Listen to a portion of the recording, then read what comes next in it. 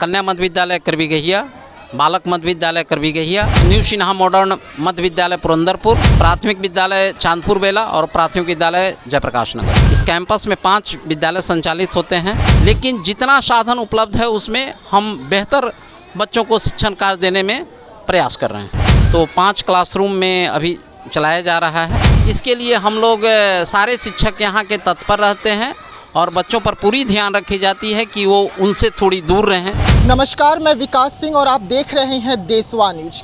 के पाठक जिस तरीके से शिक्षा व्यवस्था को सुधारने के लिए आए दिन नए फरमान देते हैं, लेकिन उनका शिक्षा व्यवस्था कैसा है आज हम के पाठक को दिखाना चाहते हैं। और इस वक्त हम पटना यानी कि बिहार की राजधानी में ही हैं और हम आपको राजधानी का एक स्कूल दिखा रहे हैं। आप यहाँ का स्कूल देखिए कि किस तरीके से चारों ओर गंदगी का अंबार है। आपको मेन गेट हम दिखा रहे हैं जहाँ से तमाम बच्चे स्कूल में एंट्री लेते हैं।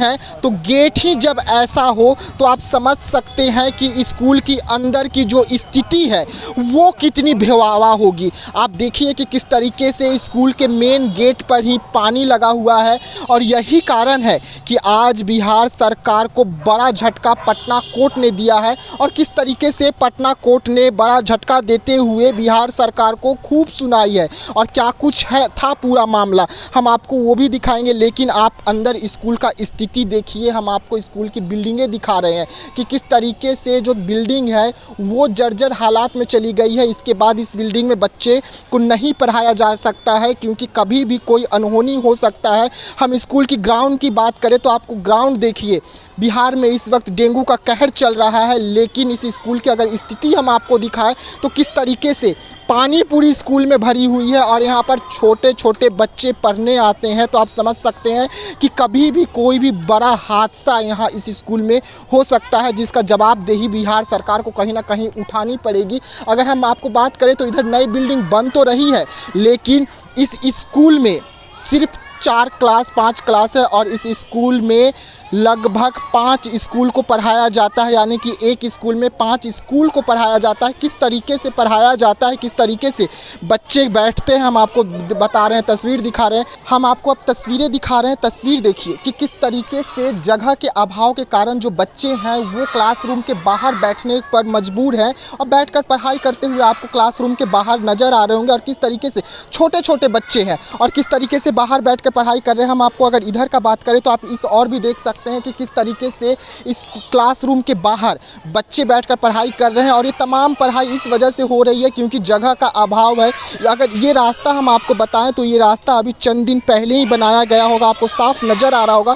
और ये रास्ता क्यों बनाया गया है आप देख सकते हैं, क्योंकि दोनों ओर किस तरीके से पानी भरा हुआ है और ऐसे में जल जमाव में कोई भी बड़ा घटना न घट जाए, इस वजह से ये रास्ता भी बनाया गया होगा। आपको तस्वीर भी हम दिखा रहे हैं कि किस तरीके से बच्चे बाहर बैठकर पढ़ाई कर रहे हैं। अगर हम इस एरिया का बात करें तो आप देख सकते हैं किस तरीके से स्कूल में कचरा पूरा भरा हुआ है और क्या कुछ है पूरा मामला, क्यों इस स्कूल की जो स्थिति है वो इतनी ख़राब हो गई है। हालांकि के पाठक जब से आए हुए हैं कई आदेश जारी कर चुके हैं स्कूल का अव्यवस्था को सुधारने के लिए। उसके बाद बिहार की राजधानी पटना का ये स्कूल का आखिरकार इतना जर्जर हालात क्यों है, क्या कुछ कारण है, हम यहाँ के टीचरों से भी बात करेंगे। लेकिन क्यों आखिरकार पटना की राजधानी में इस तरीके से स्कूल जर्जर हालात में चली गई, क्या कुछ कारण रहा जर्जर हालात में जाने का, हम सीधा सर से पूछेंगे। और पूछेंगे कि एक स्कूल में 5 स्कूल को किस तरीके से चलाया जा रहा है।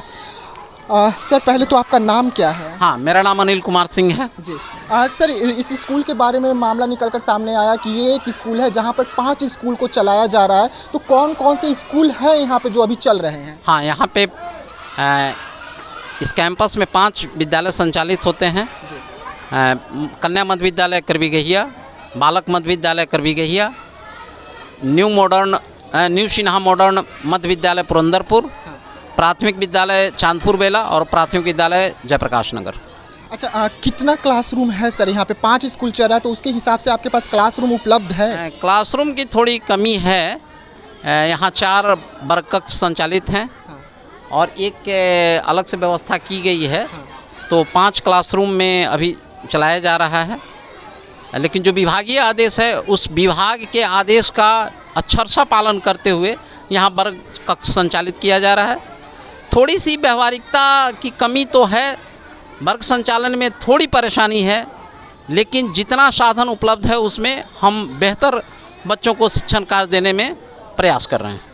कहीं ना कहीं अगर बात करें सर हम स्कूल का, तो स्कूल पूरी जर्जर हालात में जा चुकी है। हालांकि नए बिल्डिंग बन रहे हैं, लेकिन जिस तरीके से यहाँ पर अव्यवस्था देखने को मिल रहा है, चारों ओर गड्ढे हैं, पानी भरा हुआ है, तो इससे बच्चों को बचाव के लिए सर क्या कुछ आपको दिन भर करना पड़ता है, क्योंकि छोटे बच्चे यहाँ पर। हाँ, बच्चे को देखभाल करने के लिए कि बच्चे पानी की तरफ ना जाएं, गड्ढे में ना गिरें, इसके लिए हम लोग सारे शिक्षक यहाँ के तत्पर रहते हैं और बच्चों पर पूरी ध्यान रखी जाती है कि वो उनसे थोड़ी दूर रहें। थोड़ी परेशानी होती है इस मामले में, थोड़ा हम लोग परेशानी करते हैं और नगर निगम के द्वारा छिड़काव या समय अनुसार उसमें करवाया जाता है, जिससे थोड़ा सा बचाव है बच्चों के बीच में। लेकिन 5 क्लासरूम है सर और 5 स्कूल है, तो बच्चों का पढ़ाई कैसे पॉसिबल हो पाता है? पॉसिबल उसमें है जो विभागीय आदेश वो बजाते, मैं अपने इच्छा अनुसार नहीं कर रहा हूँ। वो विभागीय आदेश है कि एक वर्ग कक्ष में 2 क्लास के बच्चे को बैठाया जाए और उसी अनुसार शिक्षण कार्य चल रहा है। तो एक क्लासरूम में 2-2 बच्चे का एक ही साथ पढ़ाई चलता है, तो बच्चे डिस्टर्ब तो होते होंगे, आवाज़ तो गूंजता होगा। जैसे उसमें तो प्रक्रिया है, बहुवर्गीय क्लास का जो हमारे शिक्षा का अधिकार रूल्स है, उसमें बहुत सारे ऐसे रूल्स बनाए गए हैं बहुवर्गीय क्लास का, कि एक साथ बहुवर्गीय क्लास चलते हैं, तो जो उसके थीम्स हैं उसके अनुसार वो बहुवर्गीय क्लास चलाए जाते हैं।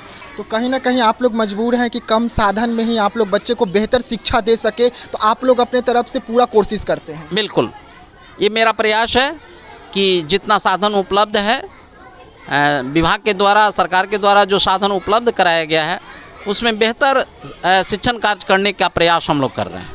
आगे क्या कुछ किए हैं सर इस स्कूल के लिए? इसमें विभाग के द्वारा अभी फ़िलहाल बहुत सारी प्रक्रियाएं शुरू की गई है। जैसे क्लासरूम एक ऊपर में ढलाई नहीं था, तो वो कल नहीं परसों ढलाई पूरा हुआ है। और पानी की व्यवस्था यहाँ नहीं थी, जो कि पानी की व्यवस्था अभी पूरा नहीं हुआ है, लेकिन शुरुआत हुआ है। उसकी माने मरम्मती का काम, एक बोरिंग था उसको किया गया है, चालू है, और देखिए कहाँ तक वो सफल हो पाता है। तो और फिर जिला शिक्षा पदाधिकारी के द्वारा और भी वर्ग कक्ष बनाने की बात कही गई है। कल ही सर से बात हुई है और वो वर्ग कक्ष तैयार कराने के लिए बात चली। ये सब कुछ होता है जब मीडिया में सारी खबरें चलने लगती है, स्कूल की अव्यवस्था दिखाने लगते हैं, उसके बाद जो बिहार सरकार है, शिक्षा विभाग है, वो एक्शन में आई है। नहीं तो कहीं इससे पहले तो आप मजबूर थे इसी तरीके से बच्चे को पढ़ाने के लिए। हाँ, देखिए इस संदर्भ में हम ज़्यादा कुछ नहीं कर सकते, क्योंकि इस विद्यालय में मेरे आए हुए मात्र 15 दिन हुए हैं और प्रधानाध्यापक के पद पे हम 15 दिन पहले योगदान किए हैं। पूर्व की स्थिति के बारे में मुझे कुछ उतनी जानकारी नहीं है, लेकिन जब से मैं आया हूँ हमको जिला स्तर से भी बात हुई है, जिला शिक्षा पदाधिकारी से भी और डीपीओ महोदय से बात हुई है, तो उनके तहत जो कमी है उसको धीरे धीरे पूरा करने का प्रयास किया जा रहा है।